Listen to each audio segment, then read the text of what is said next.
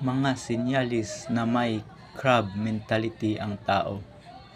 Masyado nilang ipinagmamalaki ang kanilang sarili at tinatrato ang iba bilang mababang uri ng tao. Natataranta sila kapag masaya at umangat ang kanilang mga kasama.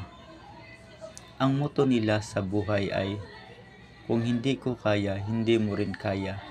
Puno sila ng positivity para sa sarili nila, pero puno ng negativity para sa iba. Sinisisi nila ang kanilang mga kasamahan sa kanilang mga kabiguan. Tinatrato nila ang kanilang mga kasama bilang mga katunggali o kompetitor. Wala silang alam tungkol sa pakikiramay or pakikipagkapwa-tao. Kung kumilos at magsalita sila, ay parang alam nila lahat. Ginugugol nila lahat ang karamihan ng kanilang oras para pag-usapan ng ibang tao. Sa halip na pag-usapan ay ang mga idea at solusyon, hindi nila aaminin na mayroon silang crab mentality.